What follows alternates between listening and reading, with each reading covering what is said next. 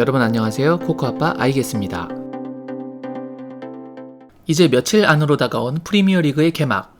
손흥민 선수의 토트넘 허스퍼 개막전 상대는 지난 시즌을 15위로 마무리했던 사우스햄튼과의 홈경기입니다.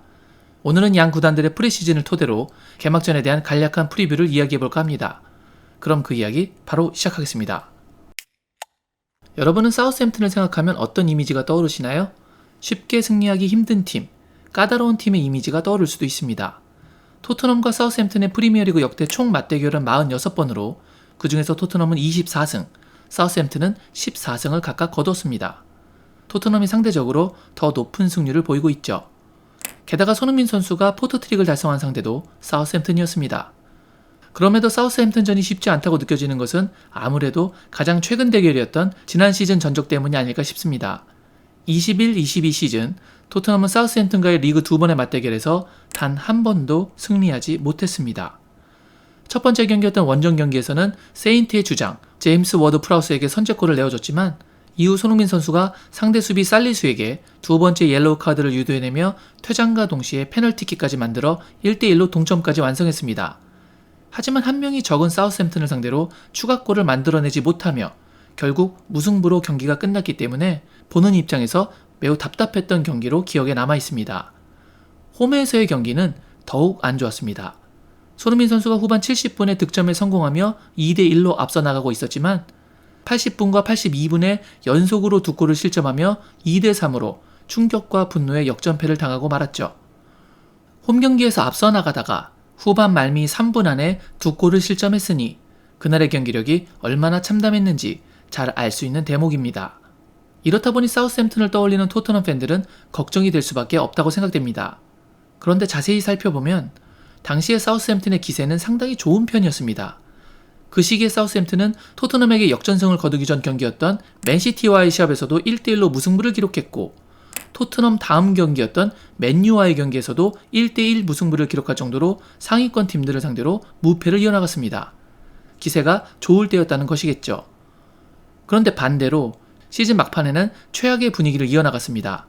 리그 막판 4연속 패배를 기록하며 팀 순위가 15위까지 떨어졌고 18위로 강등권 최상위 팀이었던 번리보다 고작 승점 5점이 더 많았을 뿐이었습니다.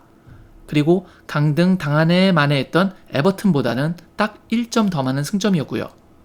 이처럼 최악의 마무리를 했던 사우스햄튼, 그들의 프리시즌도 여전히 좋아 보이지 않았습니다. 사우스햄튼은 이번 프리시즌 동안 총 5번의 친선 경기를 가졌는데요. 그 5번의 경기 결과는 1승 2무 2패로 결과만으로 본다면 결코 좋은 성적은 아니었습니다. 첫 번째 경기는 라이프치히와의 경기였는데 무려 3대1로 패배했고 경기는 오스트리아 클라겐푸르트와의 경기였는데 0대0으로 무승부를 기록했습니다. 세 번째 경기는 지난 시즌 강등된 와포드와의 경기였는데 역시 득점을 올리지 못하며 0대0 무승부를 기록했죠. 네 번째 경기가 유일한 승리인데요. 상대는 이번 시즌 미나미노가 합류한 AS 모나코였습니다. 이 경기에서는 3골을 터뜨리며 3대1로 승리했습니다. 그리고 마지막 5번째 경기는 비아레알과의 경기였는데 1대2로 패배하면서 사우스햄튼은 그들의 프리시즌 일정을 마무리했습니다. 5경기에서 총 5골을 넣었지만 무득점 경기가 2경기나 되고 패배한 모든 경기에서는 멀티골 실점을 했을 정도로 지난 시즌 말미에 이어서 아직까지도 공수에서 안정된 모습을 보이지 못하고 있는 사우스햄튼입니다. 토트넘이 사우스햄튼 프리시즌에서 중점적으로 봐야 할 부분은 오른쪽이었습니다. 세인트는 이번 시즌 레인저스에서 활약하던 조 아리보를 1천만 파운드와 추가 옵션 조항으로 영입했습니다. 레인저스에서는 주로 중앙에서 활약했다고 하는데 프리시즌 경기를 분석해보면 하센 휘틀 체제에서는 대부분 우측 윙어나 우측 미드필더로 활약했습니다. 빠른 스피드와 좋은 발재간으로 드리블 능력도 매우 좋고 패싱 능력도 상당히 준수했습니다. 비아레알과의 마지막 프리시즌 경기에서는 역습 상황 시 자기 진영에서 탈취한 공을 혼자 수십 미터 드리블로 상대 수비 5명을 제치며 득점에 성공하는 엄청난 퍼포먼스를 선보여 현지 팬들에게 무척 기대와 찬사를 받고 있는 상황입니다. 게다가 혼자서 해결하려기보다는 중앙에 위치한 아담 암스트롱에게 연계도 잘해주는 모습이었고 무엇보다 프리시즌 대부분을 우측 윙백으로 출전한 카일 워커 피터스와의 공격 호흡이 꽤 좋았습니다. 카일 워커 피터스는 프리시즌 경기에서 매우 위협적으로 공격에 가담했고 그 과정에서 아리보와의 좋은 콤비네이션을 보이며 사우스햄튼의 위협적인 공격 작업에 대부분을 합작해냈습니다. 그런데 반대로 이렇게 우측이 공격적이다 보니 그쪽에서 상대팀에게 역습도 많이 당했습니다. 득점의 기점이 된 곳이 우측이 많았지만 실점의 기점이 된 곳도 역시 우측이 많았습니다. 특히 카일 워커 피터스가 워낙 올라오다 보니 그쪽에서 빈 공간이 많이 노출되었죠. 그렇다면 사우스햄튼 입장에서는 공수의 키를 우측이 담당하고 있는 것으로 보이는데 이 이야기는 토트넘에게는 왼쪽인 손흥민, 페리시치, 산체스 또는 랑글레가 이들과 상대한다는 것을 의미하겠죠. 카일 워커 피터스가 공격을 많이 올라오기 때문에 손흥민이 역습에만 초점을 둔 전술을 가져간다면 굉장히 위협적인 상황을 많이 만들어낼 수 있을 것으로 보입니다. 그런데 문제는 좌측 수비가 좀 불안하다는 것이죠. 주전 왼쪽 센터백인 벤 데이비스는 부상으로 출전이 불가능한 것으로 보이기 때문에 프리시즌 대부분을 왼쪽에서 활약했던 다빈손 산체스가 나오거나 이적하고 많은 시간을 뛰지 못했던 랑글레가 나와야 하는데 둘 다 만족할 만한 실력의 왼쪽 수비수라고 보기엔 다소 힘들기 때문에 손흥민이 수비 가담을 줄일 수 있을지 걱정이 되긴 합니다. 만약 손흥민이 수비 가담을 덜 하려면 페리시치와 산체스 앞에 수비형 미드필더인 호이비에르나, 벤탄쿠르가 보호막 역할을 해줘야 하는데 그것도 쉽지 않을 것이 사우스햄튼의 다른 주 공격 루트가 중앙에서 제임스 워드 프라우스의 중거리 슈팅이기 때문에 이 둘이 측면으로 너무 끌려나가는 것도 수비에 부담이 생깁니다. 그렇다면 가장 많이 나올 것으로 보이는 역습 시퀀스는 볼을 탈취했을 시 중앙의 케인에게 볼이 연결되고 그 공이 다소 앞선에 나설 수 있었던 클루셉스키에게 간 후 그 이후 손흥민이 얼마나 빠른 속도로 왼쪽에서 역습에 가담해 줄 수 있느냐가 아닐까 싶습니다. 그런데 이런 식의 역습은 상당히 많은 거리를 수차례 스프린트해야 할 여지가 있기 때문에 손흥민이 90분을 다 소화할 수 있을지도 걱정이 되긴 합니다. 토트넘이 주의해야 할 또 다른 선수는 역시 누가 뭐래도 주장 제임스 워드 프라우스겠죠. 뛰어난 프리킥 능력으로 지난 시즌 리그에서 직접 프리킥 득점만 3골이고 거의 대부분의 페널티킥을 전담으로 차고 있습니다. 토트넘 전담 프리키커들이 0골인 걸 보면 굉장히 부럽네요. 올 시즌에는 손흥민 선수도 프리킥 키커로 몇 번 기회를 부여받길 바라봅니다. 아무튼 워드 프라우스의 킥 능력이 워낙 좋기 때문에 중앙 정면에서 공간을 주거나 파울을 범해 프리킥을 내어주는 상황을 최대한 연출하지 말아야 할 것으로 보입니다. 사우스햄튼의 프리시즌 선발 명단을 기반으로 개막전 선발 라인업을 예측해보겠습니다. 하센 휘틀 감독은 지난 시즌의 대부분을 4-4-2로 진행했지만 이번 프리시즌은 다소 다채로운 시도를 했습니다. 모나코전에서는 4-2-2-2를 시도하긴 했지만 그건 단 한 번이었고 나머지 경기에서는 모두 3백을 사용했습니다. 프리시즌 최종전이었던 비아레알전에서도 3백을 사용했고 수비 시에는 5백을 만들며 수비진의 수를 늘렸습니다. 아무래도 개막전이 중요한 만큼 백5 수비에 약점을 보이는 토트넘을 상대로 시즌을 준비한 부분도 있다고 보입니다. 게다가 개막전부터 초반 5경기 일정에 토트넘, 맨유, 첼시 같은 상위권 팀들과의 3번의 일정을 대비하는 것일 수도 있겠죠. 실제로 지난 시즌 막판 리버풀과의 경기에서는 5-4-1 포메이션을 사용하기도 했습니다. 어쩌면 손케쿨의 가공한 역습에 대비하기 위해 개막전에서도 상황에 따라서는 5-4-1을 가져갈 수도 있습니다.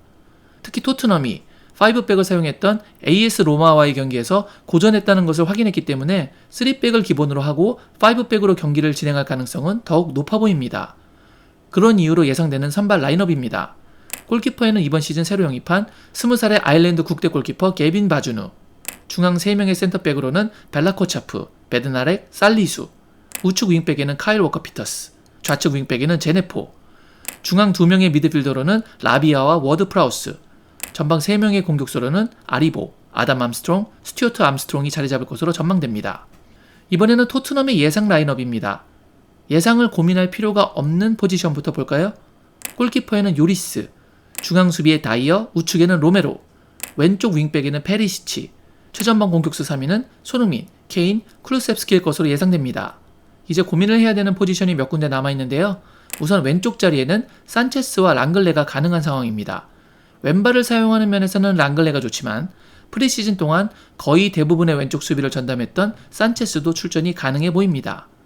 하지만 프리시즌 로마와의 경기에서 산체스의 공격 가담 능력이 너무 처참했기 때문에 마찬가지로 5백을 들고 나올 사우스햄튼을 공략하기 위해서는 수비에서 다소 불안감이 있을지라도 랑글레를 선택할 수도 있지 않나 라고 생각하게 됩니다.